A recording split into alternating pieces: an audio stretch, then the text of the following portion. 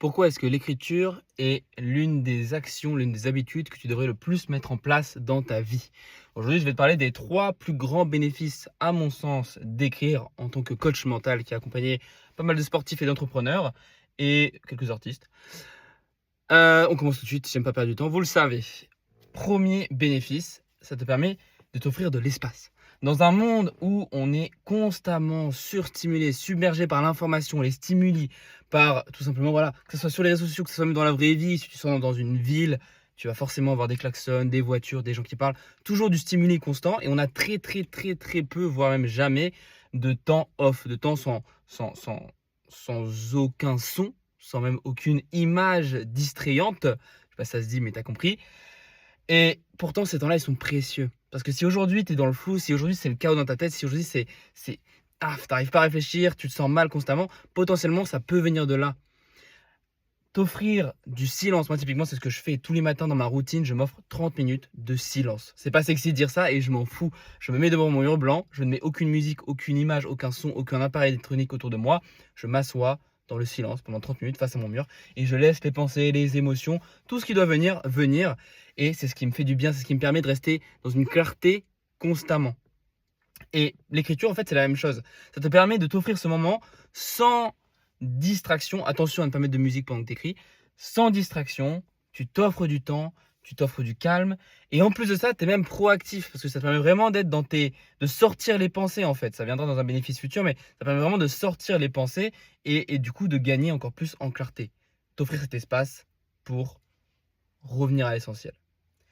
Numéro 2, ça c'est pour moi très important en tant que coach forcément, ça te permet de conscientiser tes problèmes. Vous avez sûrement tous déjà entendu que un problème conscientisé, c'est déjà un problème à moitié réduit. Ça c'est vrai à 100% selon moi. Le fait de conscientiser ton problème, ça te permet en fait de comprendre, de connaître ton ennemi. Et un ennemi que tu connais est un ennemi beaucoup plus facilement vaincu, tu vois. Si moi aujourd'hui je suis un samouraï et j'affronte un mec qui je ne sais pas quelle arme il a, je vais pas pouvoir savoir comment le combattre. Et en fait, s'il a une masse, il va juste me faire un coup latéral, je suis mort, tu vois.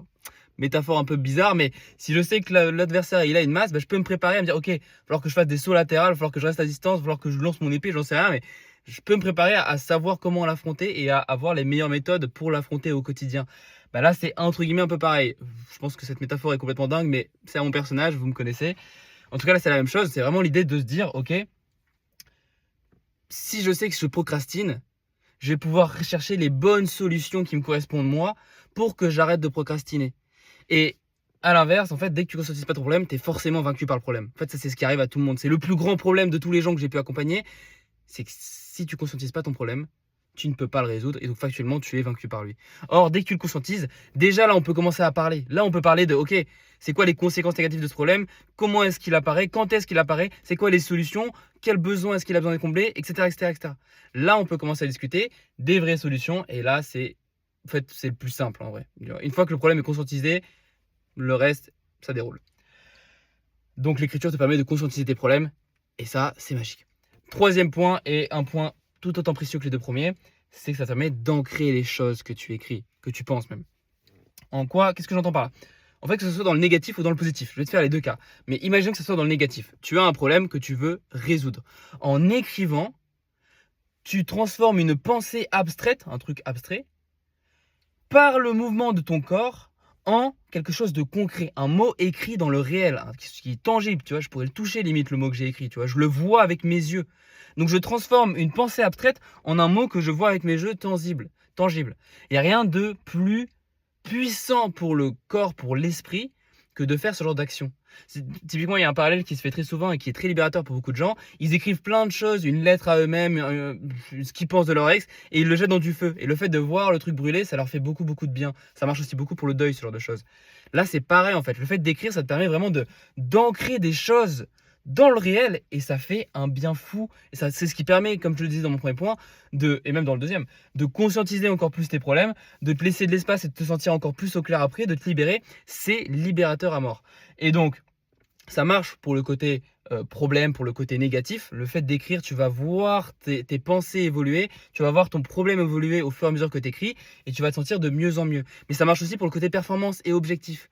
Si tu veux te mettre dans une bonne émotion, si tu veux te rapprocher de l'objectif, le fait d'écrire, le fait d'ancrer, ça va te permettre de plus facilement mémoriser ton objectif, de plus facilement le garder en mémoire pour les prochains jours, d'être plus motivé. Putain, je l'ai écrit, comme si tu avais fait un contrat, tu vois. Les gens, ils le disent souvent, le fait d'avoir fait un contrat et d'avoir signé ce contrat, quand ils le font à l'écrit, ils se sentent beaucoup plus. Ils ont fait ça avec eux-mêmes, tu vois. Ils se sentent beaucoup plus. J'ai pas le mot, mais ils n'ont pas le choix, en fait, tu vois. Ils sentent qu'ils doivent aller jusqu'au bout parce qu'ils ont fait un contrat avec eux-mêmes. Alors que les gens qui se le disent juste à voix haute, facilement, tu les verras. D'ailleurs, c'est ce qui se passe très souvent au 1er janvier. Plein de gens se font des nouvelles résolutions magnifiques et au bout d'une semaine, ça ne tient pas. Tu verras vraiment la différence quand tu écris tes objectifs, quand tu écris comment tu te sens au quotidien, quand tu écris ta gratitude du soir. C'est beaucoup plus puissant. Tu ressens beaucoup mieux les choses. C'est même d'ailleurs prouvé par une étude en termes de mémoire qui dit que les étudiants en médecine qui écrivaient leurs cours retenaient beaucoup mieux et arrivaient à beaucoup mieux mémoriser que les étudiants qui n'écrivaient pas. Oui, on a tous une mémoire, une façon de mémoriser les choses qui nous est favorite. Moi, c'est à l'oral, d'autres, ça sera en écoutant, d'autres, ça sera en visualisant.